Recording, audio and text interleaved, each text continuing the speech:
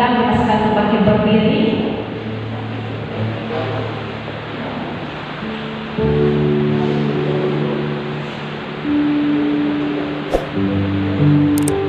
Kita mau mengambil waktu sejenak, waktu berteduh di dalam Tuhan. Kita mau mengucapkan syukur atas kasih dan anugerah Tuhan buat setiap kita. Kita bersyukur punya seorang Bapa yang kembali kepada setiap kita. Dia yang begitu mengasihi setiap kita. Walau bagaimanapun keadaan kita, Dia selalu bersama dengan kita.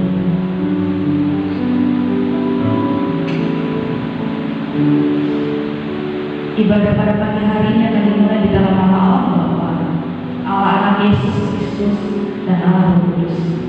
Amin.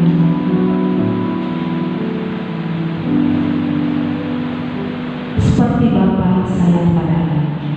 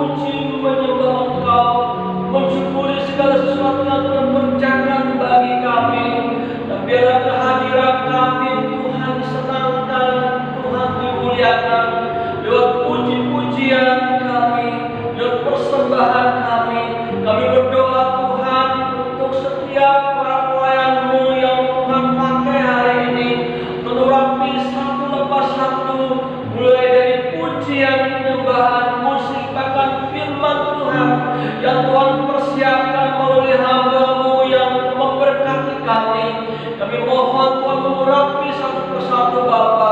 Terima kasih Tuhan, kami menyerahkan ibadah kami ke dalam tangan pengasihan-Mu. Kami mohon Roh Kudus memimpin menolong kami.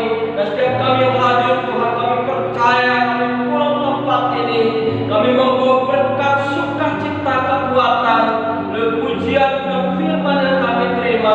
Terima kasih Tuhan. Ini doa kami yang kami naikkan di dalam nama Yesus kami berdoa. Amin. Amin. Kita masih tetap bangkit berdiri. Kita akan bersama mengiklankan pengakuan iman rasuli. Kita akan membacakan secara bersama-sama baik yang berbahasa Indonesia maupun berbahasa Mandarin. Pengakuan iman rasuli.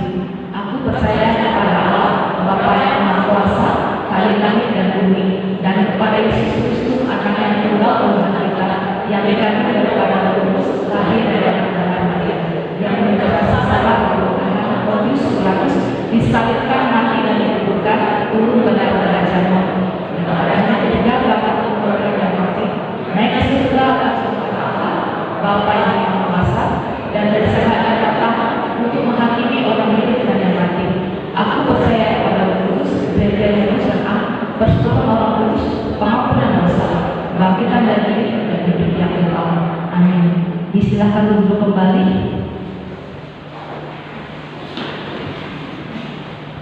Kita akan membuka firman Tuhan. Bersama-sama kita akan membaca firman Tuhan yang terambil di dalam Efesus pasal yang keempat, ayat yang ke-21 hingga ke-22.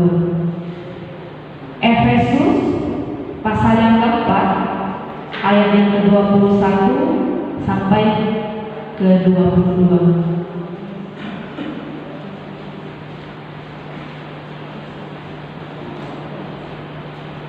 Efesus pasal yang keempat, ayat yang ke-21 hingga yang ke-22.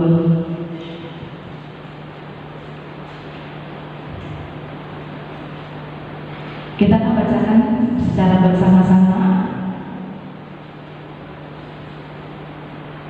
Efesus pasal yang keempat, ayat yang ke-21 hingga yang ke-22. Demikian bunyi firman Tuhan.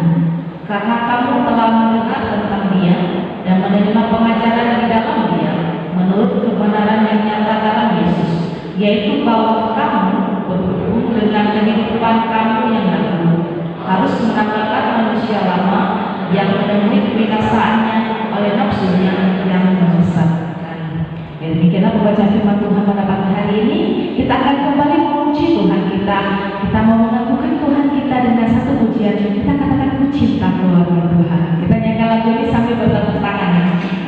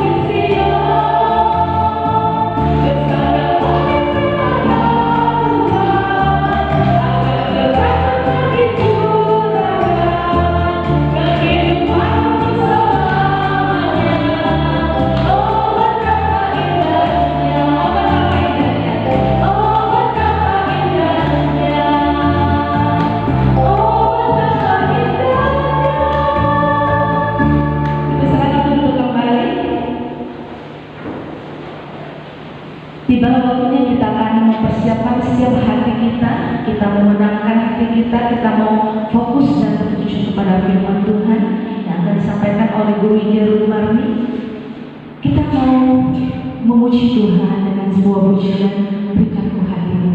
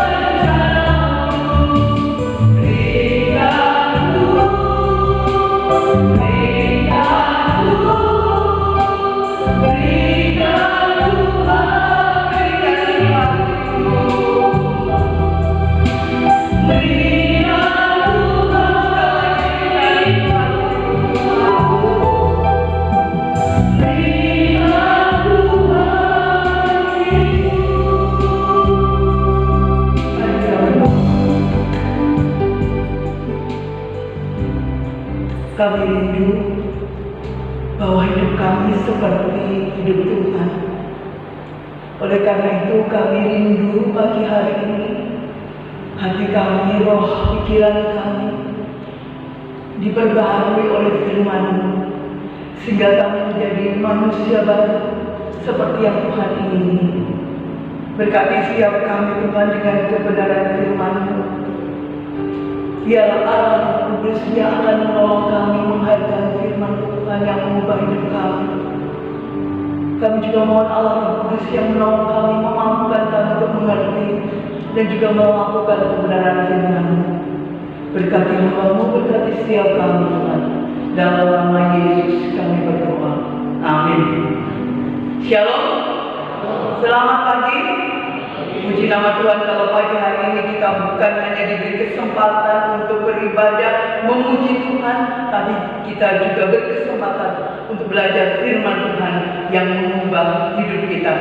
Saudara sekalian, pasti di antara kita yang hadir pada pagi hari ini masih banyak yang mengingat ada satu setrikaan model lama, saudara sekalian.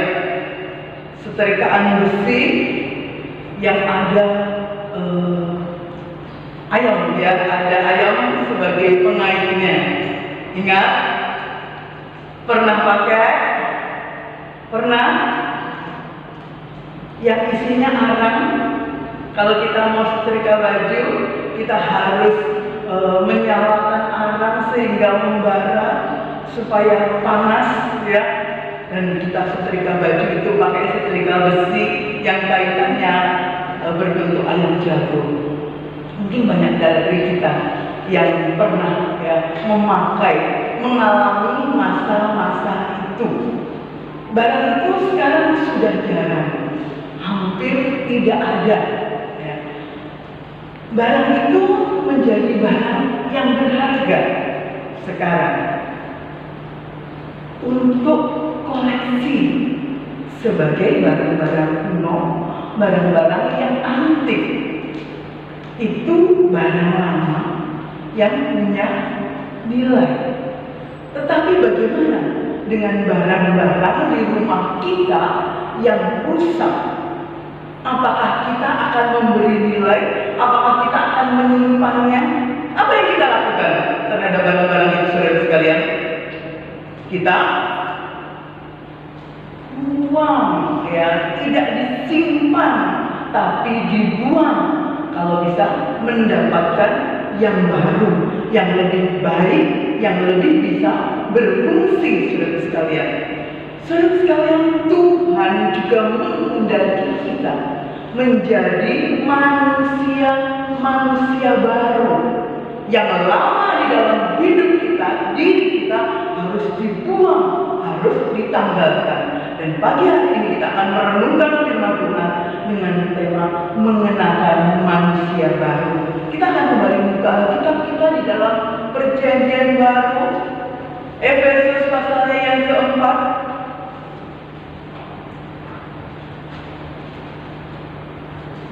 Efesus pasalnya yang keempat, ayat yang ke-17 sampai dengan ayatnya yang ke-24. Efesus pasalnya yang keempat, ayatnya ke-17 sampai dengan ayatnya yang ke-24. Saya mengajak saudara-saudara untuk membaca secara bertanggapan. Saya membaca ayatnya yang ganjil, saudara-saudara membaca ayatnya yang genap. Demikian kita akan baca secara bertanggapan dari ayatnya yang ke-17 sampai dengan ayatnya yang ke-24.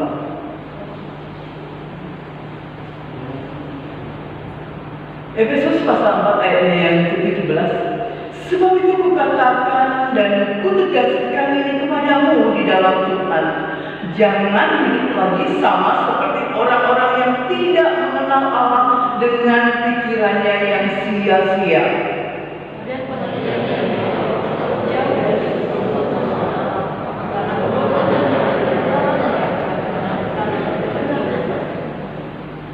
Perasaan mereka telah tumpul sehingga mereka menyerahkan diri kepada hawa nafsu dan mengerjakan dengan serakah segala macam kecemaran.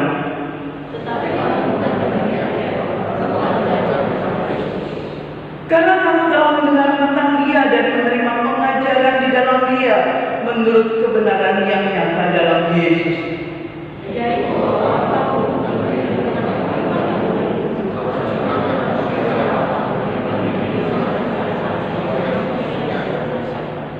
Supaya kamu dibaharui di dalam roh dan pikiranmu.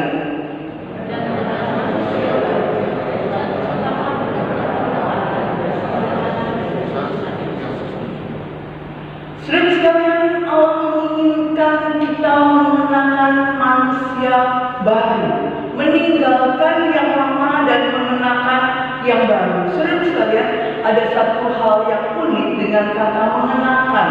Mengenakan ini seperti kita mengenakan sesuatu di dalam pada tubuh kita. mengenakan baju misalnya. Kalau sudah mengenakan baju, berarti itu akan melekat pada kita. Itu akan menempel pada kita. Ya, itu namanya mengenakan cincin, mengenakan ikat pinggang. Jadi itu sesuatu yang tidak terpisah dari kita, sudah menjadi bagian dari diri kita.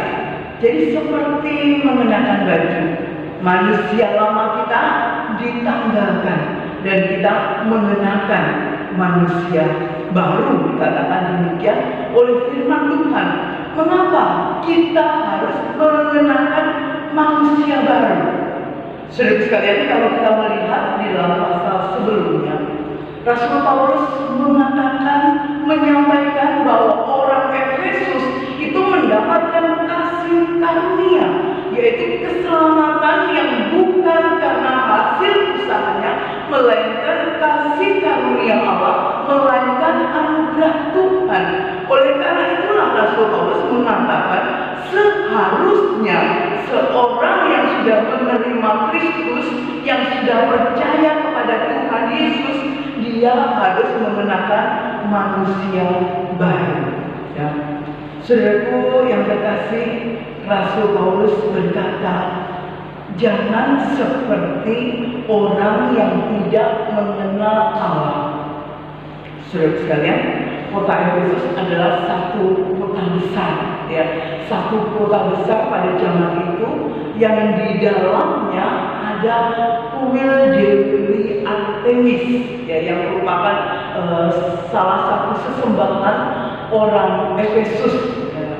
Saudara yang terkasih, mereka biasa menyembah berhala, menyembah patung-patung, dan mereka juga biasa hidup di dalam sihir.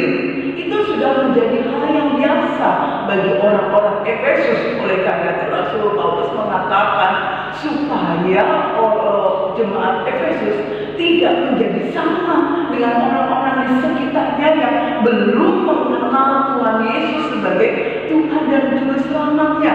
Mengapa? Karena pikiran mereka sia-sia, cara berpikirnya tidak seperti cara berpikir Kristus.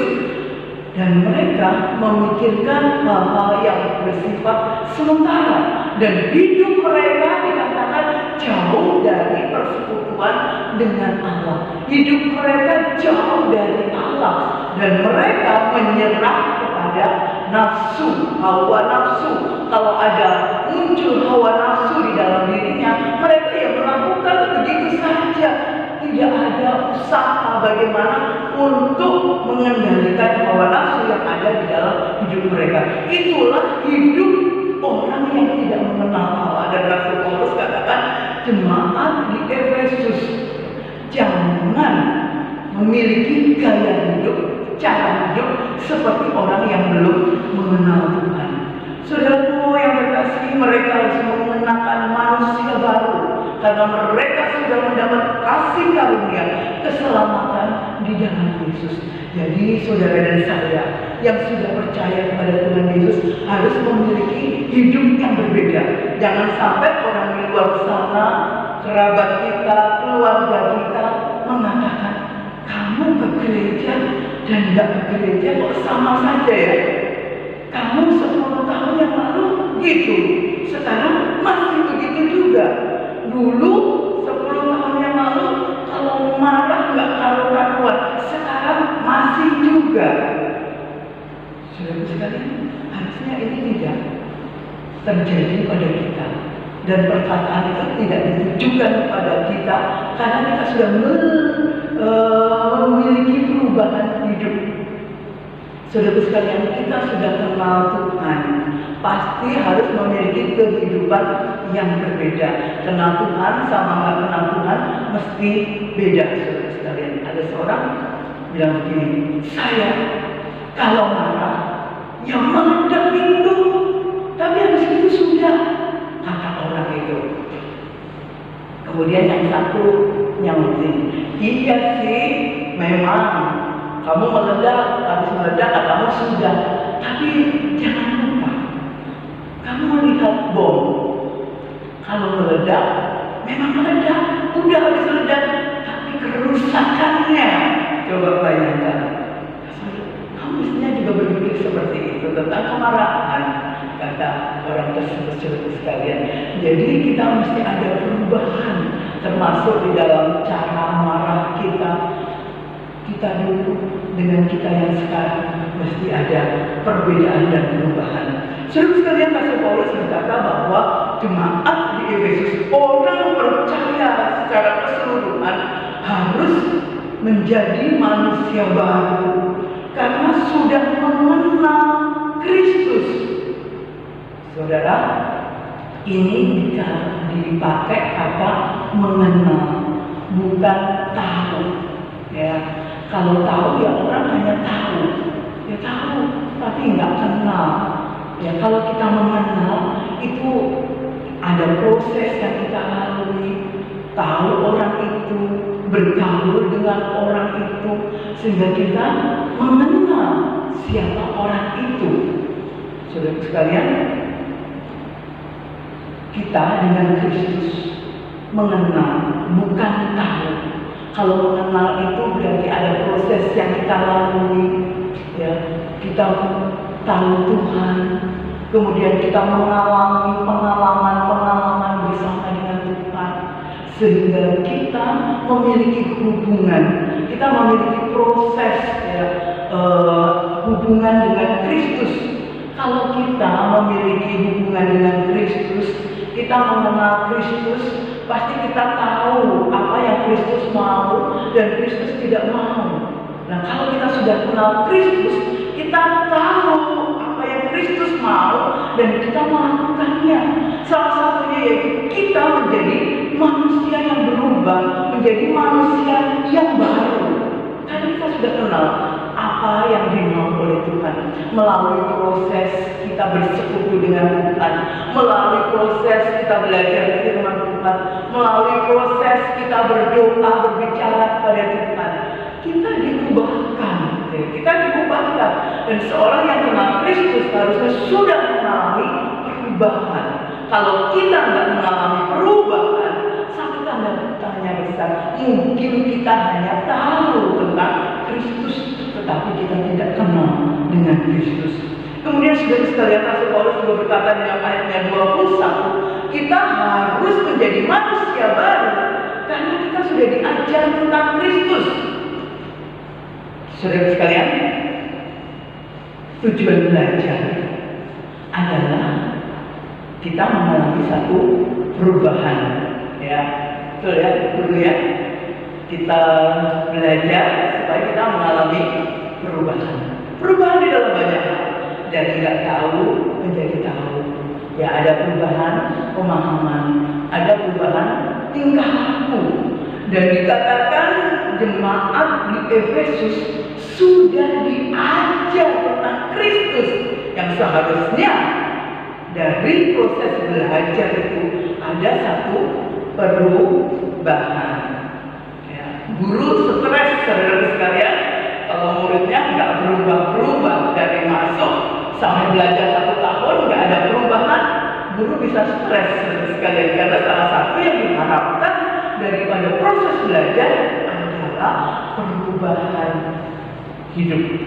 Dan sudah diajar tentang Kristus, seharusnya ada perubahan-perubahan di dalam diri jemaat di Efesus. Kalau dulu nyuri, seharusnya sekarang tidak mencuri. Kalau dulu ngomong kotor, sekarang harusnya tidak ngomong kotor. Kalau dulu suka dusta, seharusnya sekarang tidak dusta lagi, karena sudah diajar tentang Kristus. Saudara sekalian, kita sudah banyak belajar dari segi waktu, secara pribadi, secara bersama, melalui proses kehidupan sehari-hari.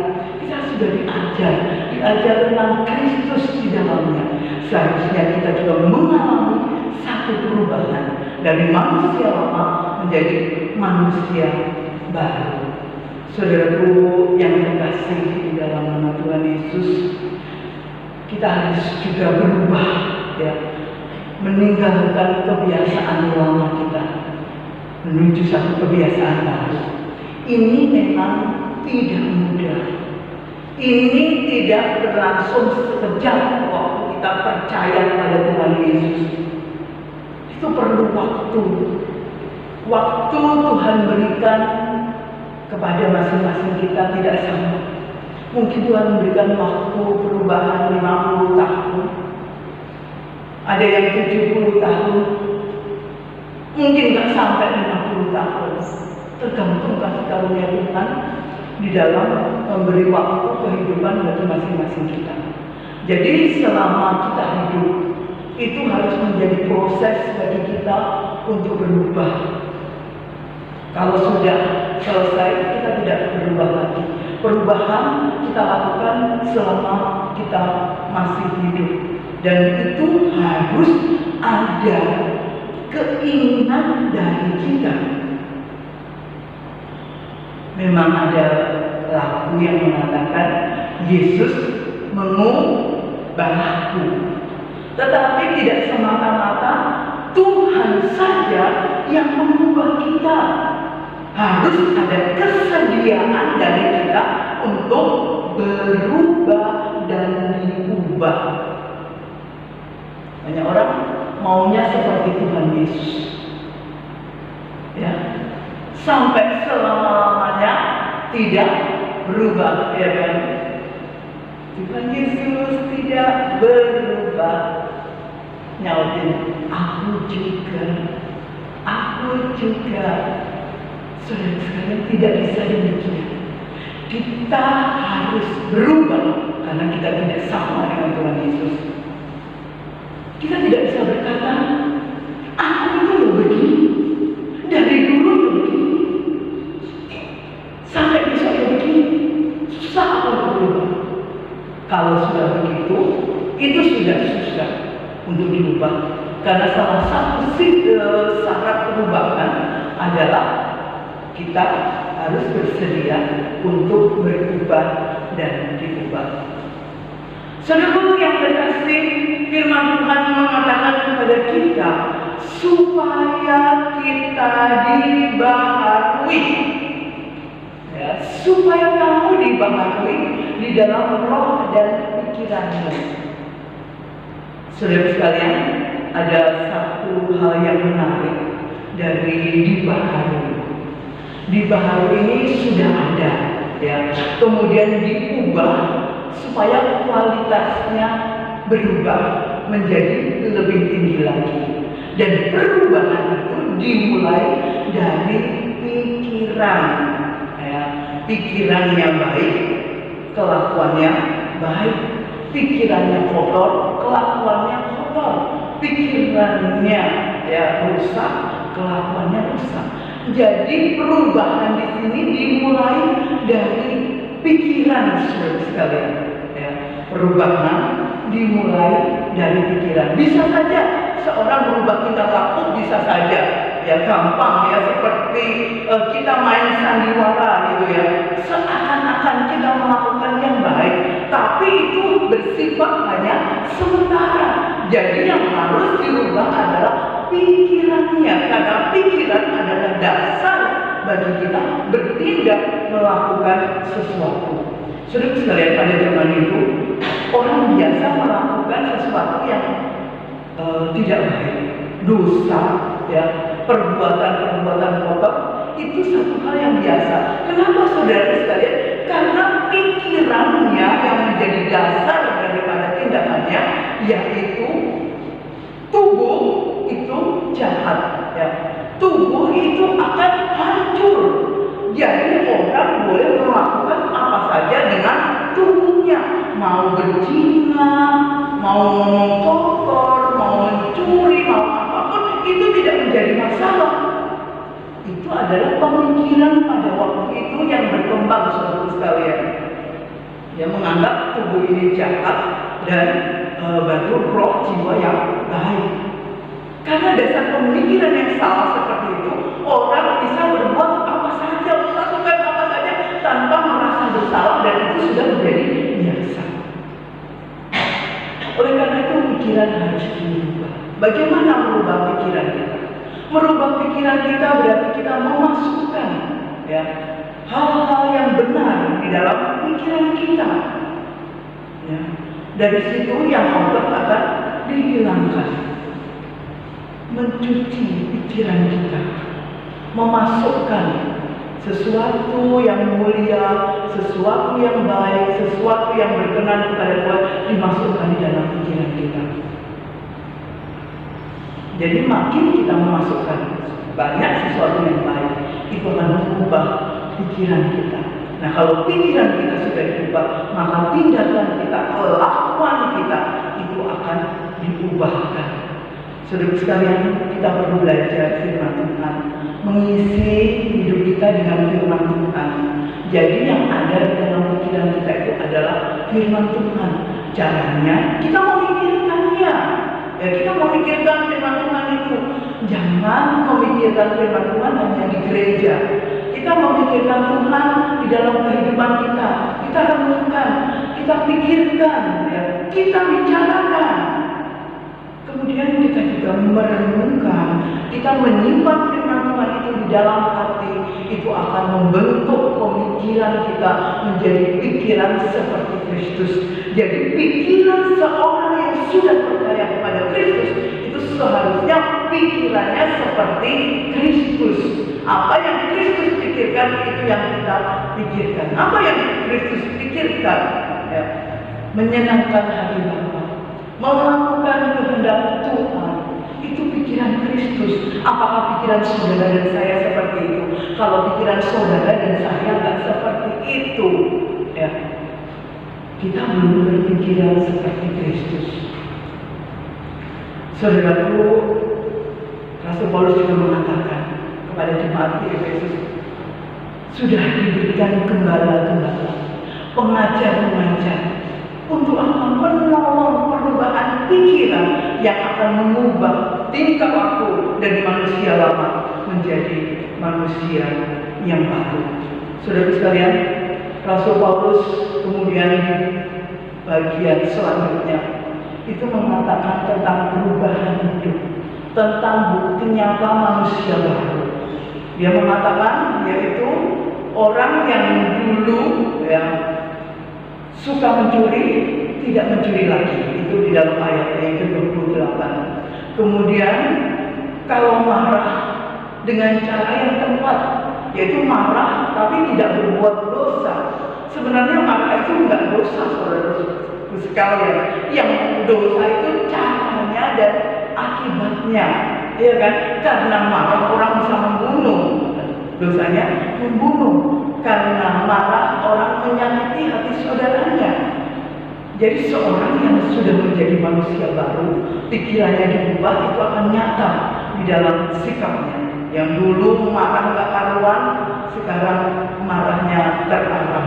Marah dengan cara yang tepat, yaitu tidak berbuat dosa.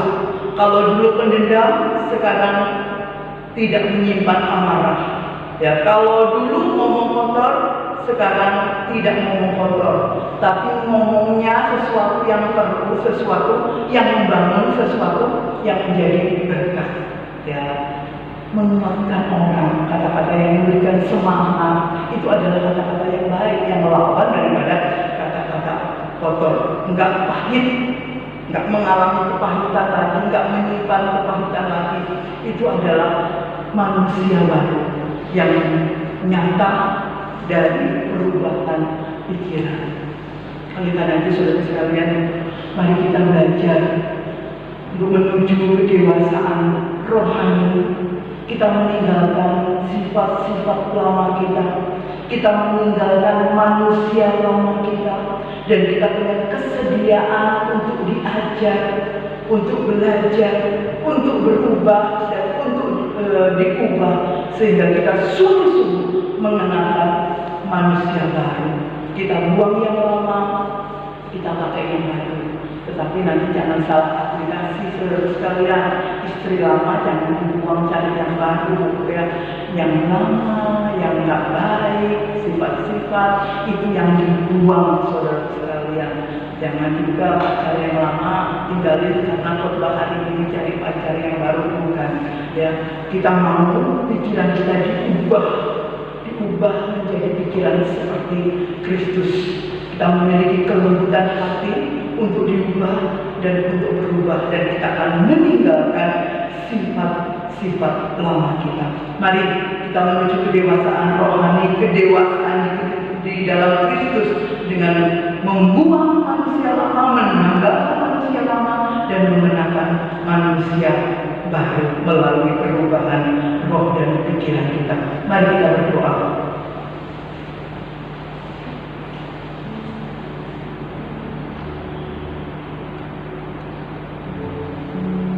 Kami bersyukur Tuhan, firman-Mu mengingatkan kami tentang perubahan yang seharusnya daripada kami. Biarlah kami meninggalkan, menanggalkan manusia lama kami, dan kami menggunakan manusia baru. Ajar kami untuk terus merenungkan tentang kehidupan kami dan diri kami, tentang sifat-sifat lama kami yang seharusnya kami tanggalkan. Biarlah kami mengenakan manusia baru, sifat-sifat baru yang Allah kehendaki.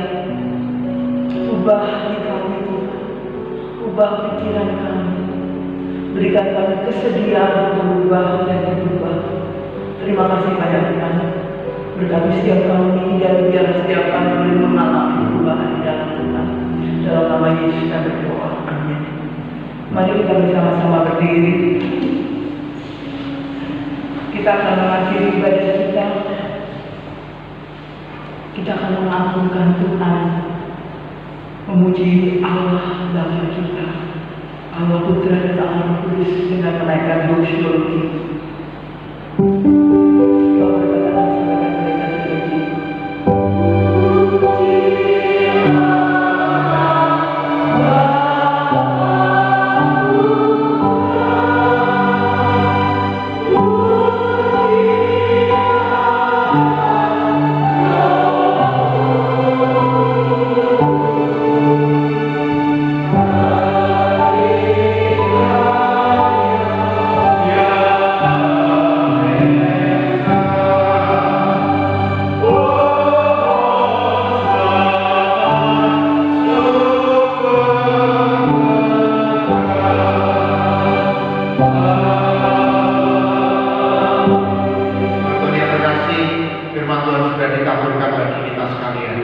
Mari kita menjadi manusia-manusia baru yang hidup seturut dengan kehendak dan karakter Kristus. Kini pulanglah hati dan pikiran pada Tuhan, dan terimalah berkat-Nya. Tuhan memberkati engkau dan melindungi engkau. Tuhan menyinari engkau dengan wajah-Nya dan memberi engkau kasih karunia. Tuhan menghadapkan wajah-Nya kepadamu dan memberi engkau damai sejahtera. Amin.